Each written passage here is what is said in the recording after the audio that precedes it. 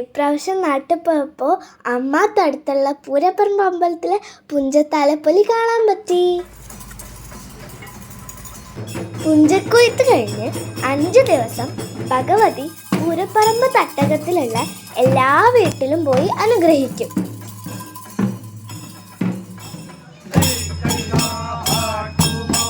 ശരിക്കും ഈ അമ്പലത്തിലെ മെയിൻ ഉത്സവം ഭഗവതി ആട്ടാണ്.